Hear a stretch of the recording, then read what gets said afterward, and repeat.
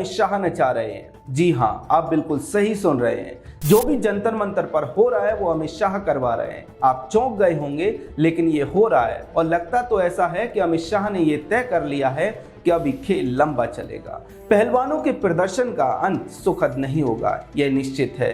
और यह उस दिन निश्चित हो गया था जिस दिन बृजभूषण सिंह के खिलाफ एफआईआर लिखने के बाद भी पहलवानों ने प्रोटेस्ट खत्म नहीं किया था। जब पहलवानों को अपने घर से ज्यादा जंतर मंतर पर मजा आने लगा, तब अमित शाह ने अपना सबसे बड़ा खेल शुरू किया। नमस्कार, यह है वोकल भारत और मैं हूं चमन मिश्रा। पहलवानों ने धमकी दी है कि वो अपना मेडल लौटा देंगे। इसका अर्थ ये है कि अमित शाह बढ़िया खेल रहे हैं। तो चलिए समझते हैं, लेकिन उससे पहले आप चैनल को सब्सक्राइब कर लें और वीडियो को शेयर भी कर दें। पूनिया, फोगाट और मलिक के प्रोटेस्ट पर सुप्रीम कोर्ट ने कहा है कि भाई तुम जो चाहते थे वो हो गया, अब कोई सुनवाई नहीं होगी। लेकिन पहलवान तो जंतर मंतर पर ताल ठोंक के बैठे हैं कि हमें कोई हटाकर तो दिखाए, हम तो नहीं हटेंगे। लेकिन क्या आप जानते हैं कि पहलवानों को दिल्ली पुलिस भगा क्यों नहीं रही है? क्यों सरकार पहलवानों को हटाने की कोशिश नहीं कर रही?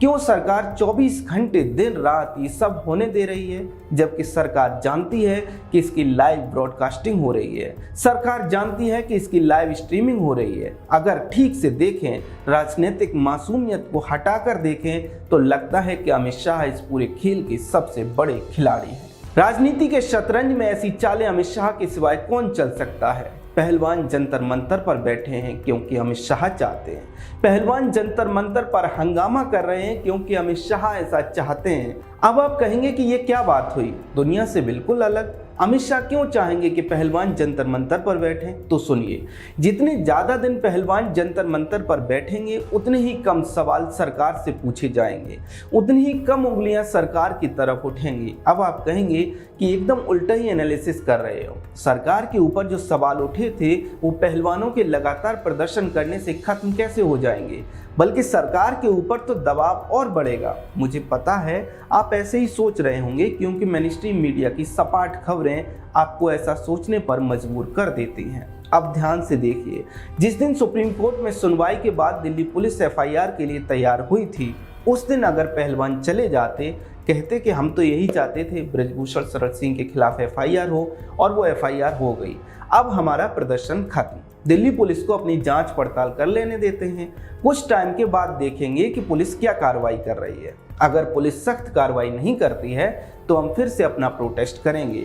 अगर ये कहते हुए उस दिन पहलवान अपने अपने घर चले जाते, तो इसमें सरकार की किरकिरी थी। सरकार के ऊपर ज्यादा दबाव बनता और पहलवानों को महान समझा जाता, पीड़ित समझा जाता। लेकिन जब पहलवानों ने एफआईआर के बाद कहा कि हम नहीं जा रहे, हम तो यहीं रहेंगे जंतर मंतर पर, बस वहीं उनका दाव उल्टा पड़ गया। निश्चित तौर पर मुझे लगता है कि अमित शाह यही चाहते होंगे कि पहलवान यहीं बैठे, जिससे पहलवानों की सच लोगों तक आए, जनता के सामने आए, और वही हुआ। इसके बाद पहलवानों के मंच पर नेताओं ने आना शुरू कर दिया। अरविंद केजरीवाल, प्रियंका गांधी, लेफ्ट के नेता, छोटे मोटे नेता, फिर कथित किसान नेताओं ने आना शुरू कर दिया। राकेश टिकैत भी समर्थन में पहुंचे। एक तरफ पहलवानों के मंच पर जमकर राजनीतिक बयानबाजी हो रही है, सभी नेता पहलवानों के कंधों पर बंदूक रखकर अपनी अपनी राजनीतिक रोटियां सेक रहे हैं। दूसरी तरफ एक्टिविस्ट स्वरा भास्कर ने भी पहलवानों के समर्थन में वीडियो अपने ट्विटर टाइमलाइन पर डाल दिया। ये जो हुआ है, ये हमारे देश और समाज के लिए एक बहुत खतरनाक और भयावह स्थिति है, और ये हमारे समाज का एक बहुत शर्मनाक सच भी दर्शाता है। हरियाणा के यूट्यूबर भी पहलवानों के समर्थन में शामिल होने पहुंच गए। इसी दौरान एक यूट्यूबर ने प्रधानमंत्री मोदी के लिए अपशब्दों का इस्तेमाल किया। मुंह में हाथ दे के उस मोदी के अपने दम पे जीता था। सोशल मीडिया पर, टीवी में, अखबारों में लोगों ने ये सब देखा। देखते देखते जो लोग एक दिन पहले तक पहलवानों को बिना किसी इफ और बट के सपोर्ट कर रहे थे, वही लोग अब किंतु परंतु लगाने लगे। अमित शाह सब देख रहे हैं। राजनीति का खेल जब भी कोई खेलता है तो वहां हार होती है या फिर जीत होती है, बीच का रास्ता नहीं होता। और पहलवानों ने एफआईआर के बाद जंतर मंतर से ना उठकर राजनीति में घुसने का ऐलान कर दिया था, राजनीति करने का रास्ता चुना था। तो अमित शाह ने वही होने दिया। कर लो प्रोटेस्ट, लोकतंत्र है, खूब बैठो और बैठे बैठे देश के सामने खुद को एक्सपोज कर लो। फिर इंडियन ओलंपिक एसोसिएशन की अध्यक्ष और भारत की सबसे बड़ी महिला एथलीट पीटी उषा भी पहलवानों से मिलने, बात करने, समझाने जंतर मंतर पर पहुंची। लेकिन वहां पीटी उषा के साथ अभद्रता की गई, उनके साथ दुर्व्यवहार किया गया। पीटी उषा जो 1986 में भारत के लिए तब गोल्ड मेडल लेकर आई थी जब शायद ये प्रदर्शनकारी पहलवान पैदा भी नहीं हुए होंगे। पीटी उषा जिनसे बड़ी महिला एथलीट आज तक भारत में नहीं हुई। पीटी उषा जिनके उदाहरण गांवों में बच्चों को दिए जाते हैं। पीटी उषा जिन्होंने कितने मेडल देश के लिए जीते, कोई गिनती नहीं है। उन पीटी उषा के साथ जब पहलवानों के मंच पर पहलवानों के करीबियों ने अभद्रता की, दुर्व्यवहार किया, तो पूरे देश में पहलवानों के खिलाफ माहौल बन गया। अभद्रता की इस तस्वीर को देखने के बाद जो लोग अभी भी पहलवानों के साथ थे वो भी पीछे हट गए।